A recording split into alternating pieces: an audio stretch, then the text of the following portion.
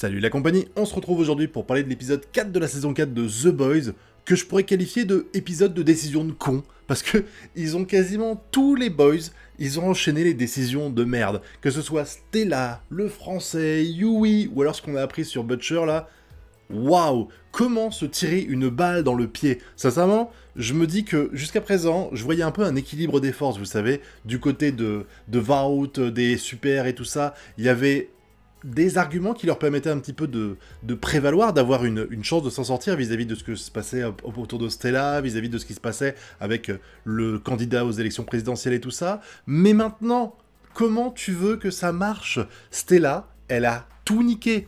Qu'est-ce qu'elle était stupide. C'est dingue. Alors, j'ai trouvé ça intéressant dans l'épisode précédent, qu'on nous ait appris que finalement, elle était pas toute blanche, vous savez, avec le délire du sa mère l'a plus ou moins manipulée, bon ça c'est ce qu'elle dit, afin de faire une mauvaise réputation à Firecracker, etc. Je trouvais ça cool en fait de voir quelques failles chez elle, mais là c'est plus des failles quoi, c'est carrément un trou noir chez elle. C'est incroyable de prendre des décisions aussi à chier, je veux dire, l'autre elle se met devant, c'est sûr et certain.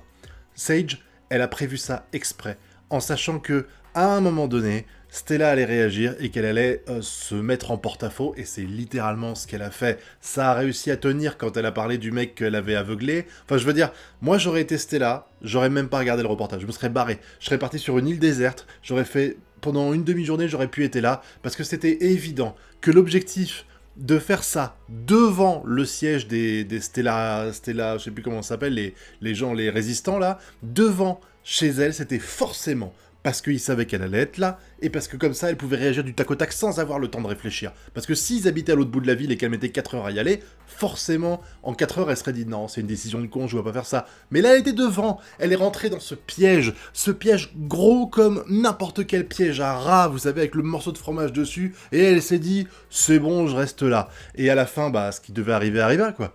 C'est l'accumulation entre la nana qui est devenue aveugle par sa faute.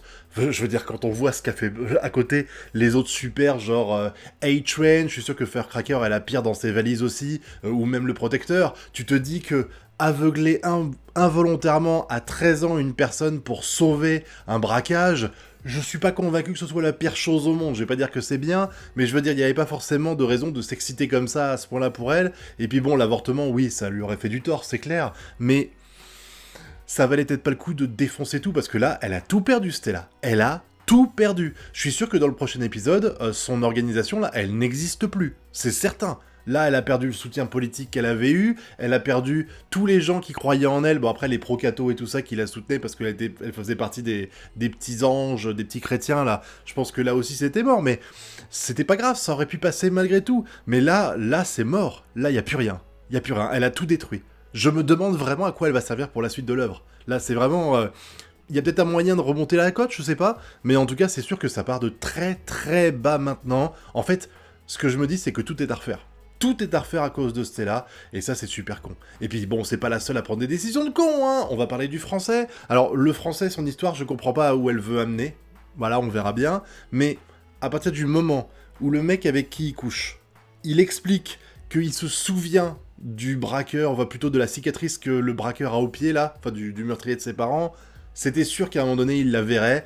Je trouve que, là encore, la décision du Frenchie, il la prend peut-être pas la bonne... Il la prend clairement pas au bon moment, mais l'idée de déballer ça et de dire « Oh, en fait, c'est moi qui ai tué tes parents », c'est abusé. Enfin, moi, je pense que la meilleure chose à faire, ça aurait été de partir. Voilà, de dire c'est fini, on arrête tout, n'importe quelle raison random à donner, mais là, c'était la pire chose à faire. Je me demande ce qui va se passer avec lui. Bon, il l'a pas tué, c'était un petit peu évident qu'il allait pas crever comme ça, le Frenchie, mais derrière, je me dis que, qu'est-ce que ça va apporter, en fait? Je veux dire, ce mec-là, il va finalement rejoindre Vault et compagnie et balancer toutes les merdes qu'il y a du côté de chez Stella. Il va essayer juste de se venger en tuant le Frenchie ou en le faisant souffrir les gens qu'il aime. Donc, les boys, il y a forcément un délire qui va avoir avec ça. C'est sûr et certain que on a, vous savez, c'est le fusil de Tchekhov, on peut pas raconter un truc si ça n'apporte rien derrière. Donc si on nous a parlé de cette histoire-là, c'est forcément que ça va avoir une utilité pour la suite. Et puis on peut parler aussi de la décision de con de Yui.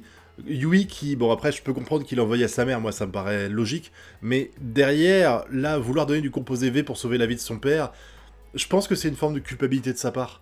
Parce que depuis qu'il y a eu la mort de Robin, et qu'il s'est lancé dans la poursuite de Vault et des super, il a forcément délaissé son père. Il vivait avec lui avant, il était tout le temps collé à lui. Maintenant, c'est terminé, il fait plus ça. Donc forcément, il le voit plus très souvent. Et il a visiblement pas répondu à ses derniers messages. Moi, ça me touche parce que j'ai connu ça aussi. Mais derrière, lui donner du composé V, sachant que le V peut probablement le tuer. Alors oui, il est en état de mort cérébrale, donc c'était game over en théorie. Mais je pense que ça va avoir des effets néfastes. J'imagine pas son daron avoir des super pouvoirs et les aider dans la lutte contre Vault. Ça me paraît évident qu'il va mourir. Sauf qu'il va mourir dans d'atroces souffrances. Moi, je le vois comme ça. Dites-moi si vous êtes d'accord ou pas, hein, vous avez tout à fait le droit de pas être d'accord, mais pour moi, là, ça n'aura pas des conséquences positives. On sait que donner du V à un adulte, ça ne marche quasiment jamais. Ça avait été expliqué à plusieurs reprises, c'est pour ça qu'ils le font à des nouveau-nés. Et puis, il y avait aussi tout le délire, vous savez, avec le protecteur, quand il expliquait qu'il avait donné du V à plein de terroristes, il dit les trois quarts sont morts, je comprends pourquoi on n'en donne pas aux adultes. Donc je vois pas de raison en fait à ce que son père survive, en tout cas très longtemps. Vraiment, je pense que ça va mal finir pour lui. À voir ce que ça va donner, peut-être qu'à un moment donné il va quand même être utile, mais moi je le vois vraiment mourir dans d'atroces souffrances sans servir à rien, et que ça permette à Yui de se remettre en question, parce que là en fait il considère que sa mère comme une vraie connasse, mais si son père souffre à cause de lui et qu'il meurt dans d'atroces souffrances, c'est lui le connard maintenant. On inverse un peu les rôles. Et puis t'as aussi évidemment Butcher qui prend des décisions de con. Alors il a cru qu'en prenant du composé V, ça lui permettrait de lutter contre le cancer. Moi ce que je pense, c'est que, au contraire, ça a été l'exact opposé. Il a pris du composé V. S'il a un cancer au cerveau, c'est ça que j'ai cru comprendre, s'il a un cancer aujourd'hui, ou un cancer, une tumeur, je sais plus ce que c'est exactement, mais s'il a des trucs qui déconnent chez lui, je pense que c'est ce truc-là qui s'est nourri du composé V. Et qui, aujourd'hui, est en train de le détruire. On voit, il y a une sorte de... On dirait qu'il y a une sorte d'entité, en fait, en lui. C'est-à-dire qu'on voit, là, tu sais, vous savez, la veine qui bouge, là. Au début, je me disais juste que c'est parce que son cerveau, il commence à dérailler, donc il a les veines qui grossissent d'un coup et puis rétrécissent. Maintenant, j'ai vraiment le sentiment qu'il y a une sorte de verre qui se balade en lui et qui est de plus en plus grand. Et ce verre-là, bah, lui a sauvé la vie, mais il a tué... c'était quoi? C'était Ezekiel, son nom, à ce débile. J'ai tellement aimé quand il s'est fait couper le bras, cet enculé, parce que lui, c'est vraiment un connard aussi, hein, pareil, comme beaucoup de super. Et le fait qu'il ait réussi, dans une période de trauma où il a complètement fait un blackout, il sait même pas ce qui s'est passé, à buter Ezekiel. En plus, c'est pas juste il lui a arraché le bras et il s'est enfui, tu vois. C'est vraiment, il le fait... Il l'a détruit. Il l'a complètement détruit. Ce qui veut dire que pour moi, on peut pas vraiment parler de vous savez, des fois, quand on fait un acte dégueulasse, on a une sorte de truc qui fait que notre cerveau nous protège de ce qu'on vient de voir ou de ce qu'on vient de faire, et qu'on oublie tout. Mais Butcher, il a tellement fait des choses dégueulasses que c'est pas ça. C'est pas ça chez lui. Donc est-ce qu'il serait pas en train de devenir bipolaire à cause de son pouvoir? Est-ce qu'il y aurait pas une sorte de Butcher inconscient qui prendrait les rênes quand il est dans situation de crise et qu'il peut pas gérer sans ses super pouvoirs, et qui lui aurait des super pouvoirs, vous savez, voilà, une sorte de double personnalité. Une qui est le Butcher connard qu'on connaissait jusqu'à présent, et l'autre qui serait le Butcher connard, mais avec des super pouvoirs, qui n'hésiterait pas à buter les gens qui lui posent résistance, que ce soit des gentils, des amis, des ennemis, voilà. Je pense que ça va finir comme ça, à un moment donné, on va avoir les infos, mais pour moi, le fait qu'il ait pris du composé V, ça l'a transformé. Ça l'a transformé, ça lui a donné des super pouvoirs, mais lui en est pas conscient, et l'autre partie de lui l'est, en tout cas. Et puis bon... Est-ce qu'on peut parler du protecteur 2 minutes? Alors, c'est vrai qu'on est toujours dans la même veine avec le protecteur, c'est-à-dire des gens qui sont en panique face à lui, qui peuvent littéralement rien faire, parce que le protecteur est tout puissant, est beaucoup trop fort, on peut rien faire. Ce mec, c'est une brute, et quand il est là, on prie juste pour qu'il ait pas envie de nous tuer, et là, bah, il retourne dans sa petite zone. J'ai pas compris à quoi ça servait en fait. On verra. Enfin, en tout cas, pour lui, je sais pas ce que ça va lui apporter. Pour nous, ça nous a apporté des infos intéressantes parce que on savait qu'il a eu une enfance de merde. On le savait ça. Mais maintenant, en fait, on en voit encore plus. On sait que non seulement il a eu une enfance de merde, mais qu'en fait, Vault a absolument tout fait pour qu'il soit dépendant de l'estime des autres, afin qu'il soit un bon petit soldat. Quand la meuf, elle arrive là et qu'elle dit que il aurait pu s'enfuir à chaque moment, parce que c'est vrai, il est super balèze. Elles expliquent même au début que ce mec-là, il était, comment dire, la nana à l'accouchement, elle est morte parce qu'il a volé à travers son bide, qu'il a tué les médecins involontairement, évidemment, c'était un bébé. Donc tu te doutes bien que ce mec était capable de péter la porte et de se barrer quand il voulait, mais il le faisait pas parce qu'il attendait l'approbation des autres, quoi. C'était intéressant, en fait, de voir ça. Parce que je sais, oui, on sait qu'il a vécu sans amour. On le sait qu'il a vécu sans amour. On le sait que ça a été un putain de... Un putain de monstre créé dans des tubes à essai, et c'est absolument tout. Et ça explique en partie pourquoi il est comme ça aujourd'hui. C'est vrai.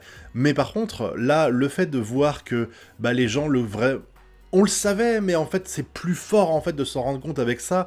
Mais c'était un sujet d'expérience. Ils étaient là, oh, est-ce que sa peau brûle?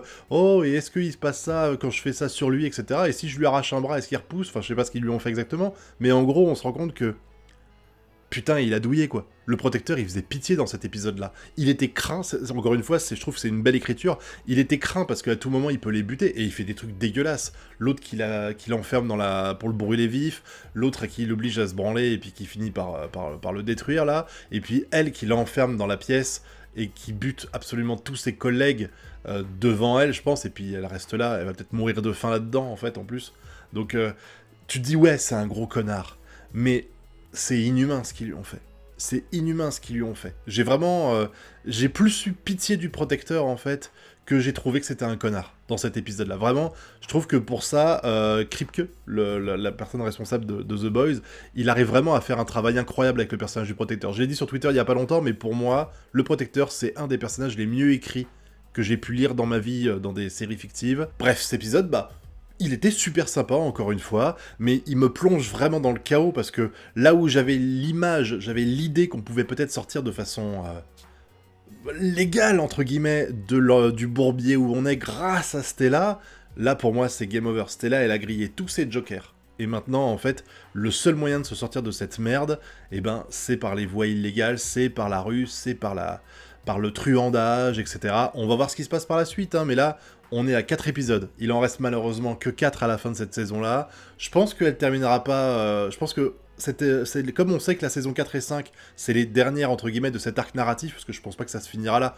La série marche trop bien pour qu'ils leur commandent pas une autre, donc à mon avis, il y aura un deuxième arc narratif, sans doute après. En tout cas, je croise les doigts pour, parce que moi j'adore The Boys, mais je me dis que avec les événements qui se passent là, tu peux pas finir toute cette intrigue-là en 4 épisodes, donc on va sans doute avoir tout sur les 2 saisons. Voilà, et on va avancer là-dessus, et ce que je kiffe, c'est que je sais absolument pas où on va. C'est-à-dire que j'aime bien, à la fin des vidéos, vous dire « Ouais, je pense qu'il va se passer ça et tout ça », mais là, on est dans un tel niveau de chaos que c'est tellement compliqué. Je veux dire, Stella, elle a fait quelque chose de grave pour son image, elle a complètement ruiné tout ce qu'elle avait construit jusqu'à présent, en l'espace de 20 secondes, en étant vraiment très conne. Sage, il y a le délire avec la lobotomie, là. Je croyais vraiment qu'elle avait buté quelqu'un, en fait. Je pensais qu'elle avait tué Ashley, et finalement, non, en fait, elle se lobotomise le cerveau pour être... pour plus avoir à penser. Comme quoi, on dit souvent que les gens les plus intelligents sont les plus malheureux. Alors imaginons elle qui est la plus intelligente du monde, elle doit être encore plus malheureuse. Donc vraiment, en plus j'ai pitié d'elle, elle couche avec l'homme poisson, c'est pas vraiment un cadeau, honnêtement. Mais oui, je sais pas où ça va. Je sais pas où ça va, et j'adore ça. J'adore ça qu'on me surprenne, surtout que jusqu'à présent, je trouve que The Boys a réussi la plupart du temps à me surprendre de façon cohérente et de façon intelligente. Donc, comme ça s'est super bien passé pendant 3 saisons, je laisse aveuglément Kripke continuer à me guider vers la voie de The Boys et à kiffer les prochains épisodes. Et n'hésitez pas à me dire ce que vous avez pensé, vous aussi, de cet épisode 4, et ce que vous imaginez qu'il se passe pour la suite, parce que moi ça m'intéresse beaucoup qu'on puisse échanger ensemble à ce propos-là. Et puis n'oubliez pas le pouce bleu, l'abonnement et le partage sur les réseaux sociaux. Quant à nous, on se retrouve bientôt pour de prochaines vidéos. Tchuss!